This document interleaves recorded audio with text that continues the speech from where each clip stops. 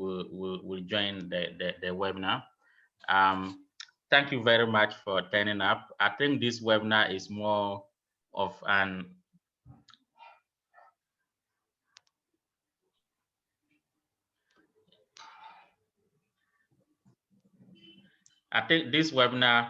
is more of something more intellectual for us to ponder over.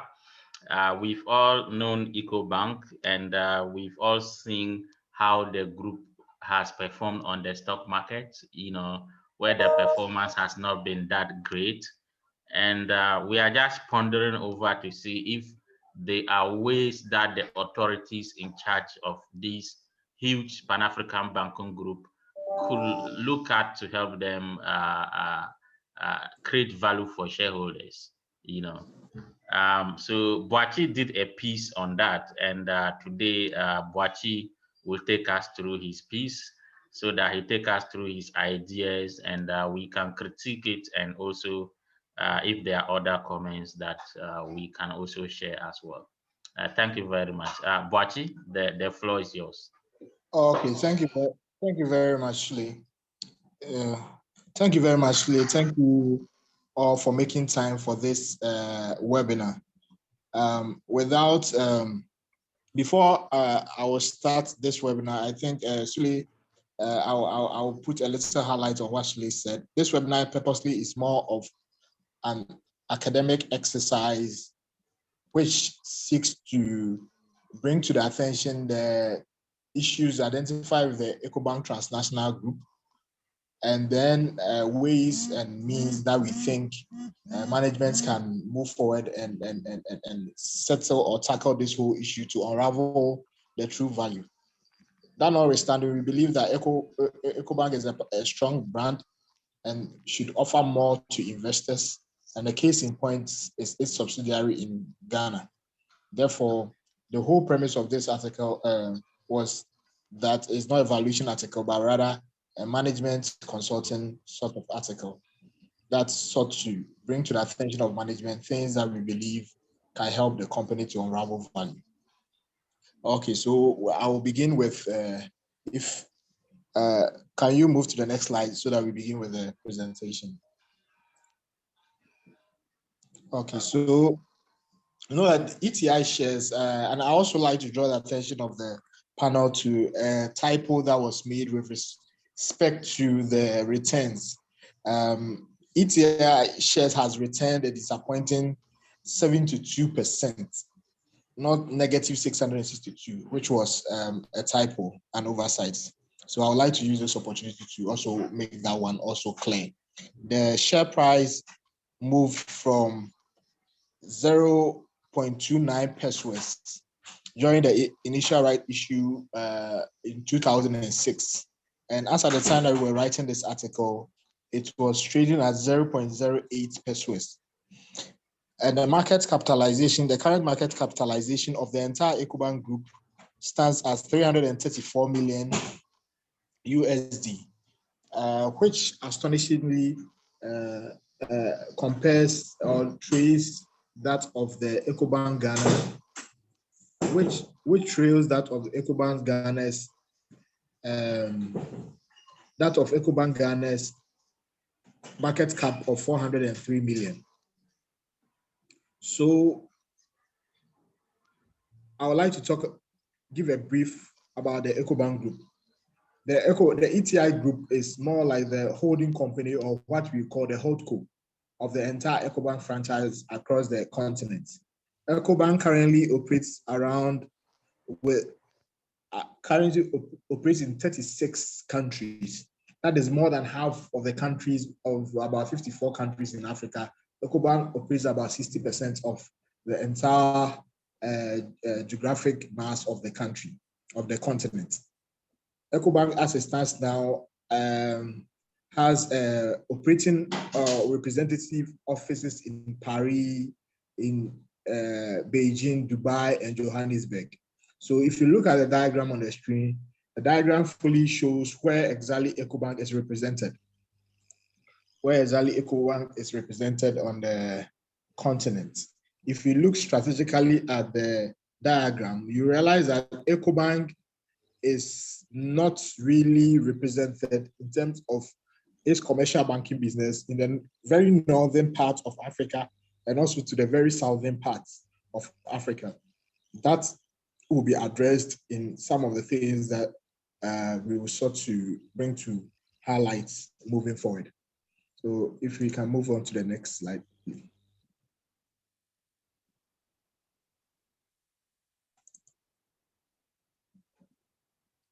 Can we move on to the next slide? Okay, yes, no, yes, the conundrum and the flow.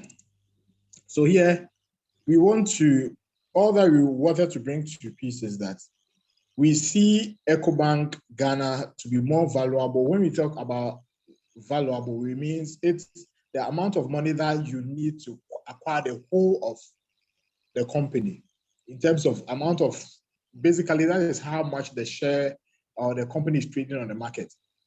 So if you have 403 million, Ecobank Ghana will be the price for you. Ecobank Ghana is valued by investors to be worth almost 403 million. Whilst if you want to buy the entire Ecobank Group, which Ghana is inclusive, because Ecobank Group owns like almost a significant holdings in Ecobank Ghana, almost 60% plus, which Ghana is inclusive. You will have to pay a small amount of relatively small amount of 334 million. So, I mean, this presents a case that we need to investigate further. How come Ecobank Ghana's holding company is worth less, with even Ecobank inclusive, worth less than Ecobank Ghana itself? So that is what this article sought to really help bring out to investors discussion, that we believe that over the years, because Ecobank ETI has been making losses, its share price has moved from a valuable company to more like a penny stock, whilst at the same time Ecobank Ghana is doing very well. Its share price has grown over the years, and its value or premium investors put on the expected future revenue of the company has gone up tremendously. So can we move on to the next slide, where we discuss about the challenges and the value distractors. So here we ask ourselves, what are the main challenge and the cause of value distraction for this company? The company is not valued at its current depressed valuation for nothing. The reason underpinning it is that the company is not being profitable. So we sought to understand, why is the company not profitable?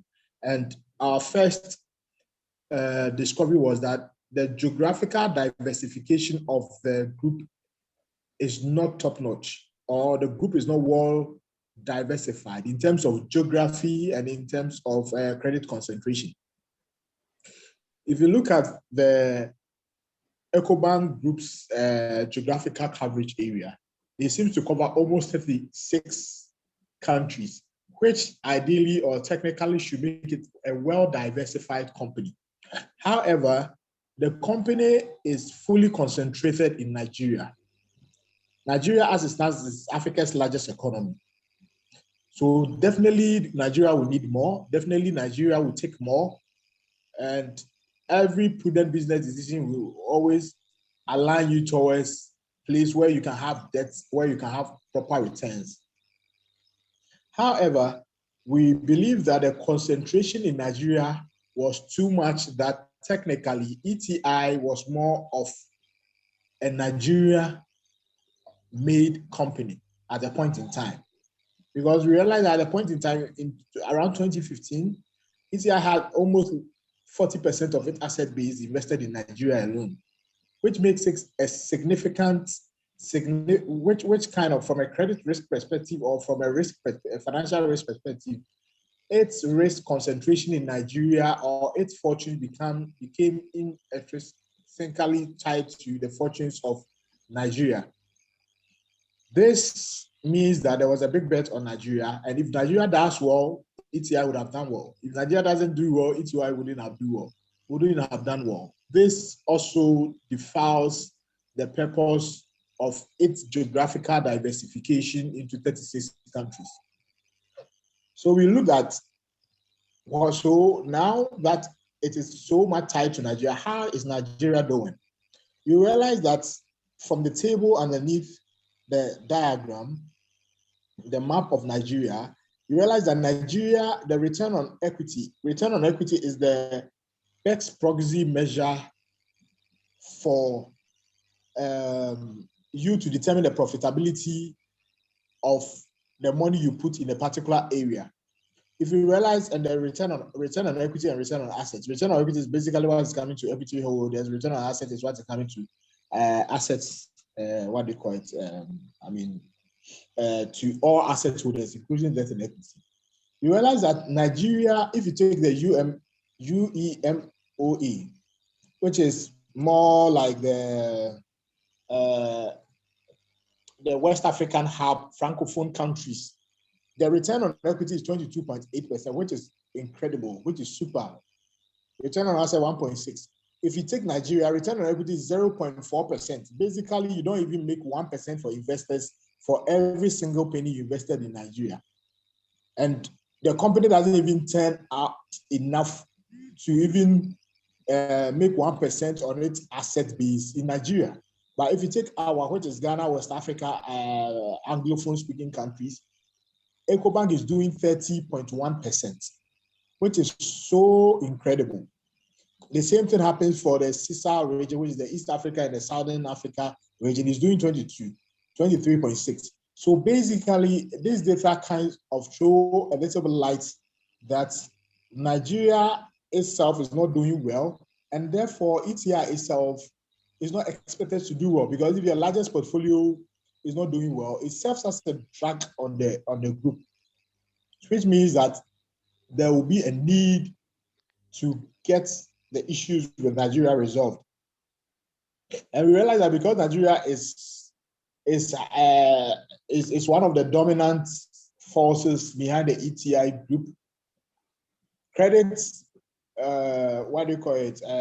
credit risk also remains an issue there, and which also drags the entire credit profile, or the credit puts the entire credit profile of the group also not in a too good or favorable condition.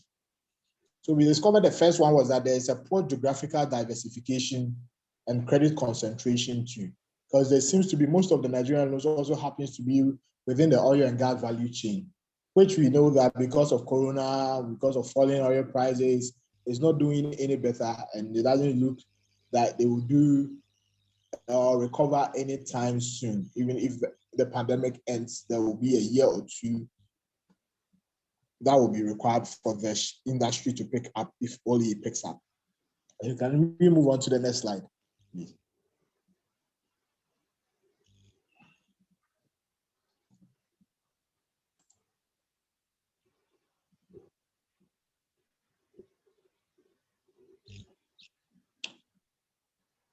So the next slide talk about translation losses.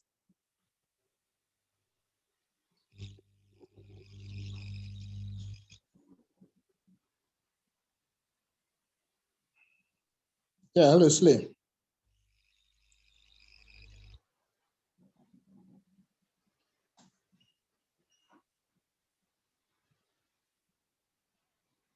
Hello, Slay, are you there?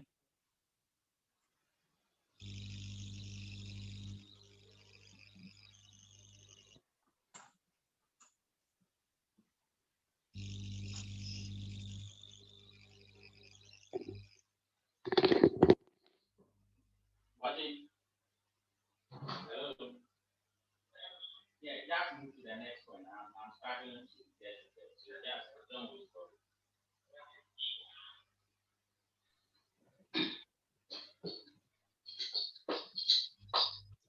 Okay.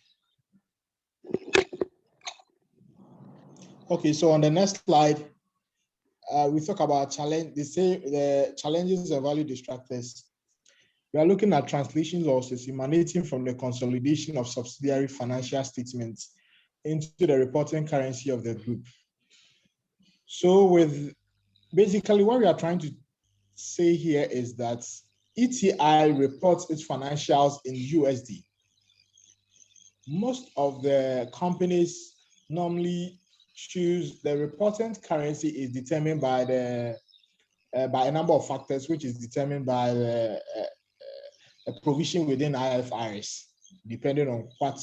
However, because the company is incorporated in the WAMU region, which is the West African Francophone region monetary union, one would have expected that maybe the CFA franc would have been an ideal currency, or because the company's business operation is heavily concentrated in Nigeria, one would have expected that Nigeria or the Naira would have been also a favorable currency for them to look at.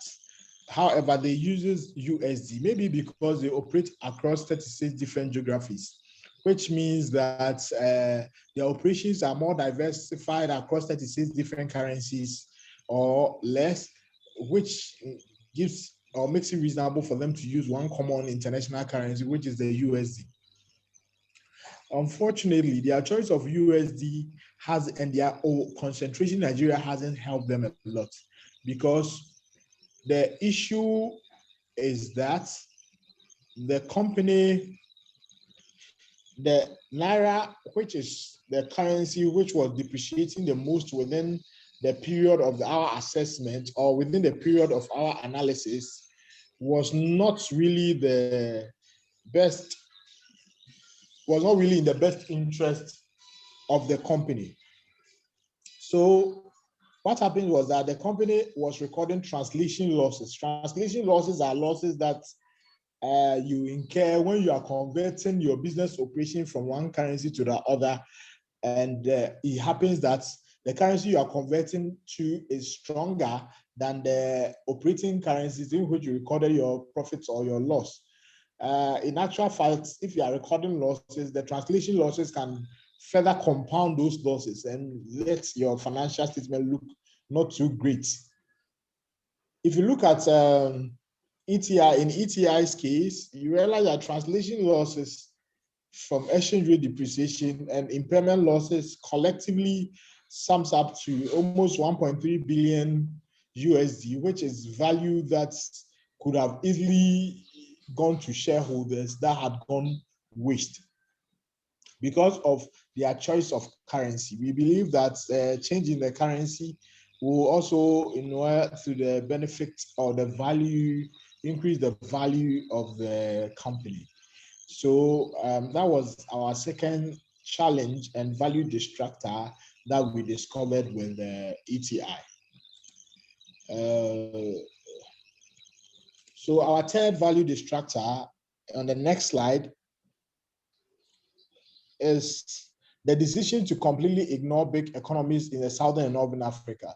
If you look at ETI Geographic Diversification, the biggest economy in there is Nigeria. And then I can say the second biggest economy, looking at the diversification and everything, will be somewhere between Ghana and Cote d'Ivoire. The company itself hasn't been able to diversify or move into larger economies in the continents. When I say larger economies, I'm referring to the Northern Africa, Tunisia, Morocco, Algeria, Ethiopia, and the Southern Mauritius, South Africa, Namibia. Those countries tend to have a very strong economy that seems to even have a strong peg to the USD. So when you're working in these economies, you tend to have more opportunities, bigger transaction sizes within different diversified economies than having to be in Nigeria. Predominantly about 60% of Nigeria's economy or more is in the oil sector. So technically ETI playing the game and being in Nigeria means that they will be concentrated, not by their own strategy, but technically based on their geographical concentration of business, they will also become concentrated in a sectorial framework, which coincidentally happens to be the oil and gas. However, we believe that if they had looked at the bigger economies within Africa, which also is in need of capital, they would have been able to distribute their portfolio evenly across the continent, as we see in the likes of Afri-Exim and that of AFC, that has a proper diversification across the stronger economies within Africa. It also gives you a stronger foothold on the continent and also reduce translation losses, which we are looking at reducing. We believe that ETI Bank should focus in areas such as France, England, and even in the Northern America, because it can have a niche in controlling remittances, or we have a lot of Africans in diaspora that they can also serve, or will see ETI as a bank of their own, and provide them with a stronger leverage. Just as Standard Bank Standard Bank happens to operate in other foreign countries, ETI, I believe, has a competitive advantage to do exactly as the Standard Group is doing with Stanbic Bank. And if you move to the next slide, the capital market tools to unravel value. We look at how we can help unravel value for ETI. And then we are looking at work towards deleveraging. So we want them to focus on Nigeria. And by focusing on Nigeria, we want them to reduce their operation and diversify their operations in Nigeria if they are looking at. So what they can do is that they can go into a merger with a bank so that they can benefit from synergy, or they can move ahead and then sell a significant percentage of their Nigerian business and then raise capital and then look at other areas that they want to, if the expansion is part of their plans. If not, then they will have to look at other things that they can do or deploy, other areas of deploying the cash. Either they can still push it into the BVRM, which gives a stable currency, or whatever they think they can do. But reduction in the operational diversification of operations of the Nigerian subsidiary will be of a better value to the group. They can also delist and relist onto the exchange using Naira, CD, or any of the currencies that are relatively not too strong, so that they can benefit or reduce or cut down the translation losses, which are not really losses, they are just paper losses, but they hit you and can sometimes cause you to inject capital because your capital adequacy might drop because it's still a loss from an accounting point of view, and makes and position you to be a weaker candidate.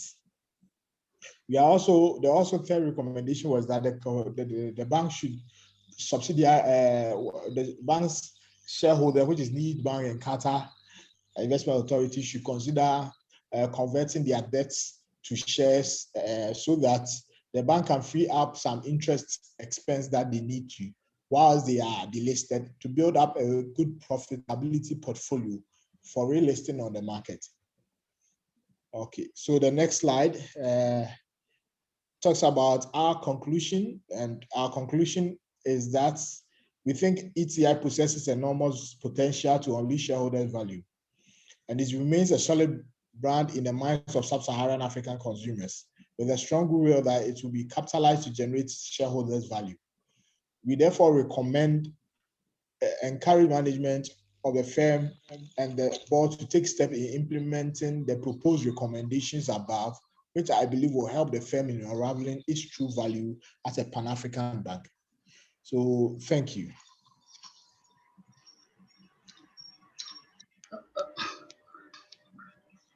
All right, Bwachi, thank you for leading the webinar. And this is the time for our participants to ask questions or come in with their suggestions or comments. So the floor is now open.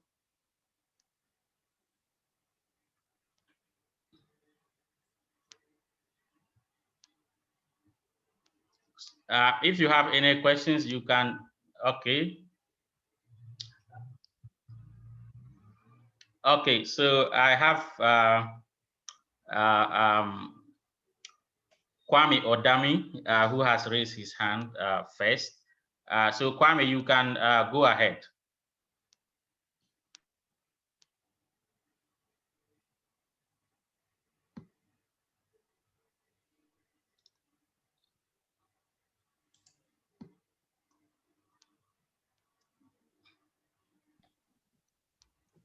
Hello? Hello, Kwame. Yeah. Hi, good afternoon. Good afternoon. Okay, thank you very much, the team, and then Emmanuel for this presentation. From my end, I'm still learning a bit more about what Ecobank does. My background is not typically in finance, but I saw the article and figured it to be nice to learn more about that space. The question I have for maybe anyone, the panel, or maybe Emmanuel, will be, you mentioned at the start that this is not really a question about valuation, but it's more of a consulting influenced article. But I think it's the question you're asking in your presentation sort of revolves around what the core meaning of value is, right? So I think at least it's important to have a sense of what Ecobank's potential value could be based on what their financial reports are telling us, right? Because if you want to make the case that ABCD has happened since they listed on the stock exchange, therefore they seem to be undervalued, it will be useful to have a comparison of what your estimate of its current valuation could be.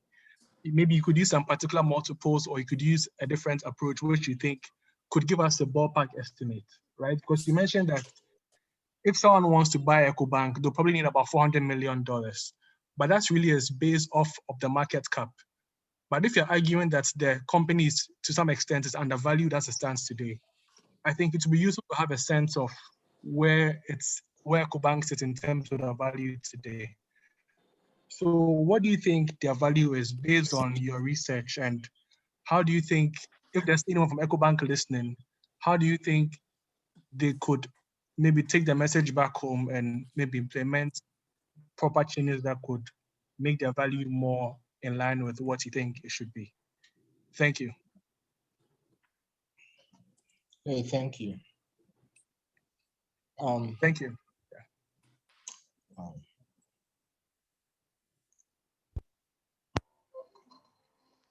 Hello, Okay.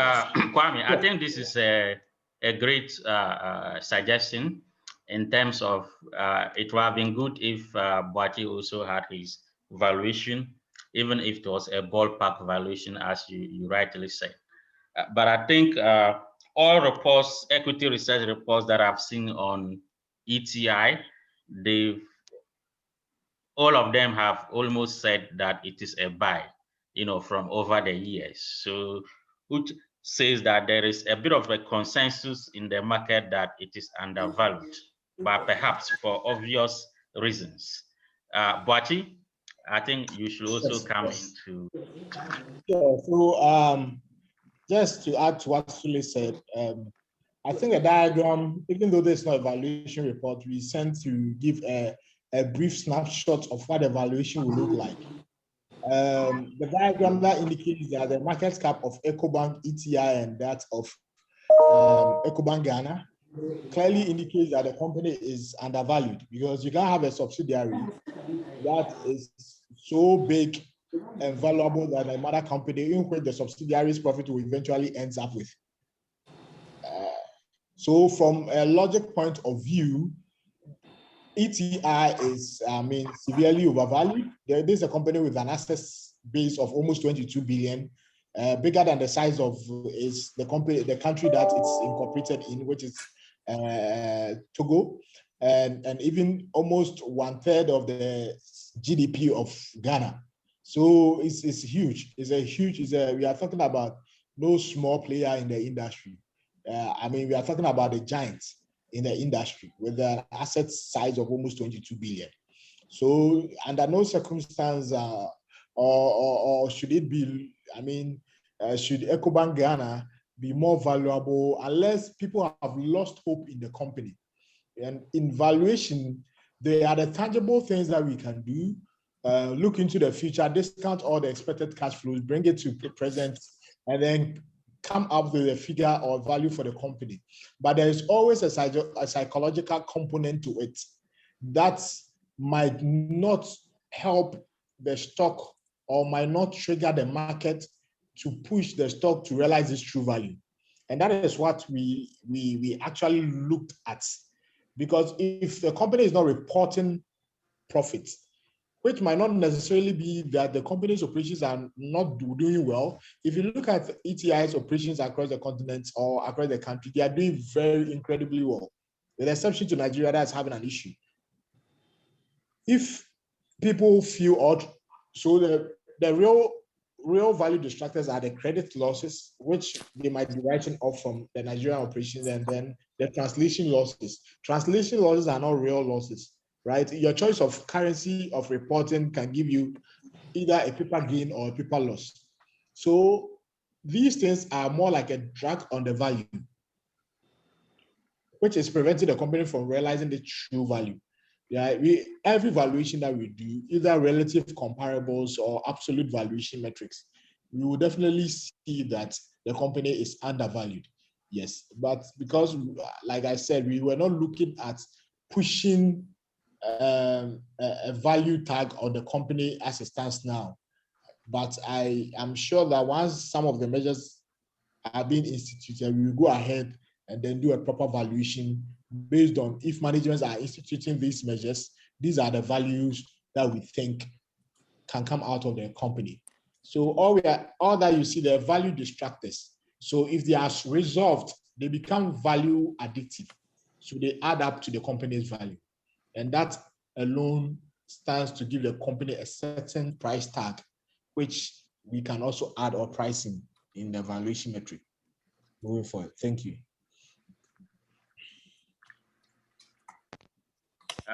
Thank you, Boati. Are there any further questions or comments from the attendees?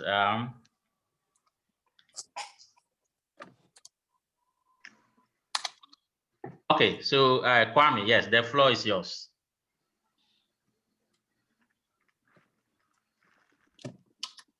Hello? Hello, yeah, you can go ahead. Yes, thank you. Thanks for the feedback from everyone. Another question I just want to have a better insight into is, Emmanuel, you mentioned a bit about the debt holders trying to get some conversion to equity. Yes. How feasible do you think that will be? Because we don't really have a sense of what the goals of these debt holders are, right? So what do you think they'll have to do to bring them to the table to have that conversation? Because ultimately for debt holders, maybe their priority is just getting some quarterly payments. They may not want to assume an equity holding because that has more of a risk on their end. Yes. Okay, so I mean, in a pecking order, I think equity is riskier and is expected to have a higher return, and then followed by debt. Debt comes with a level of certainty. These investors we are talking about happens to be shareholders already. Now, from where we say they've invested more on the equity side than they have in shares or debt outstanding. As it stands now, I think they will stand to benefit more if the true value of the company unravels than they stand to gain from the semi-annual payments or debt servicing that Ecobank is doing to them. All that we are recommending to them will be the management to look at its the return expected on their equity share holding moving forward if measures to restructure the company is in place, and how much they are making on their debts.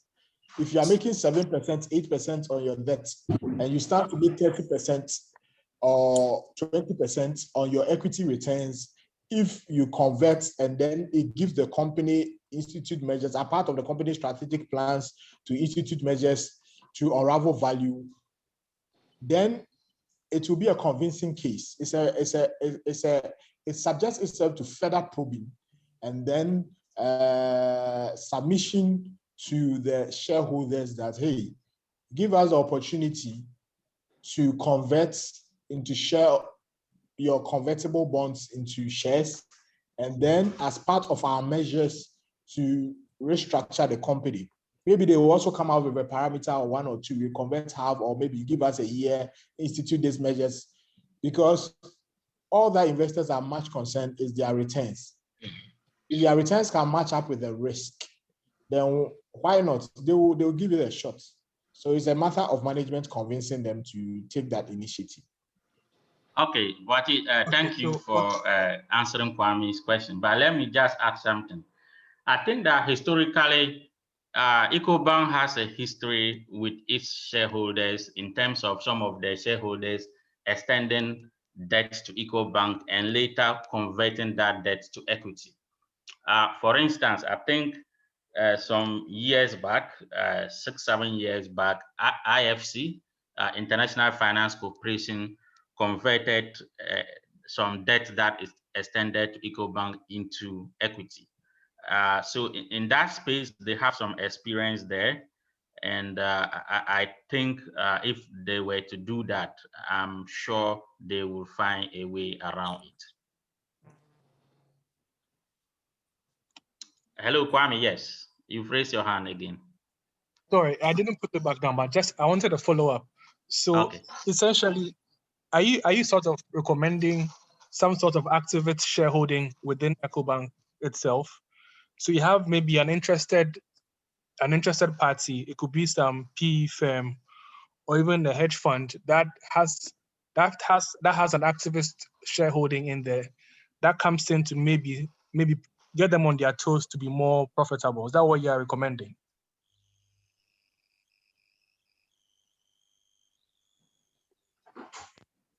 Wati? Yeah, hello. Yeah. Hello, so can you come again, Kwame? Okay, so just to recap, I want to follow up on the answer you gave. So you're sort of advocating for maybe some shareholders to assume more equity holding, right? So I was asking whether you're also indirectly advocating for some activist shareholding.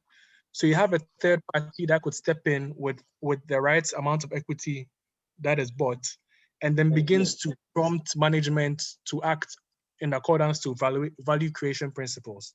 Is that what you are maybe inferring? Or okay, so I mean, I will always tell from my experience or my little experience in the corporate world, I can tell you that everything that you know, management also is aware, right?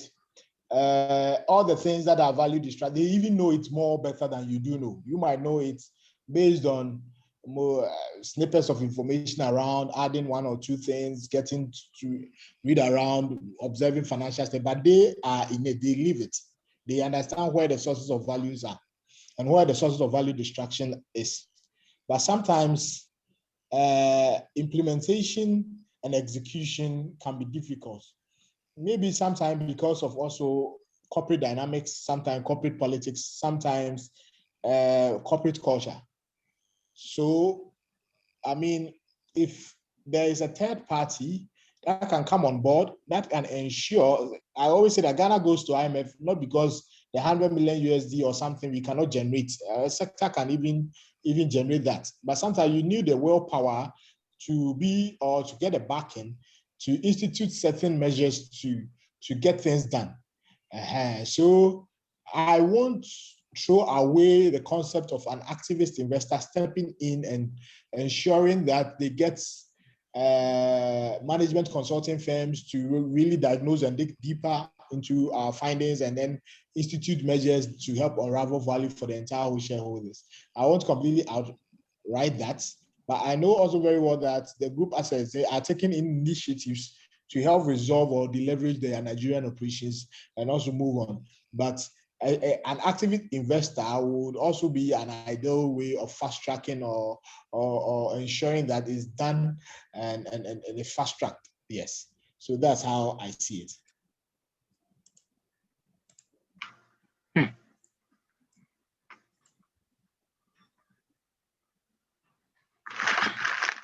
Right. Thank you very much, Wachi. I think Do we? I don't think we have any outstanding question. All right. So okay. So thank you very much, Boachi, for Okay. presenting the webinar. And I would like to thank the participants as well. Thank you very much for turning up and contributing to the webinar as well. Okay. And I wish you well. Our next webinar will come on the 17th of March. Tune into that if you have time as well. We'll be talking about how to invest on the Ghana Stock Exchange with a very experienced broker leading that webinar. Thank you very much and bye-bye. Okay, thank you very much and thank you everyone for making it to this webinar.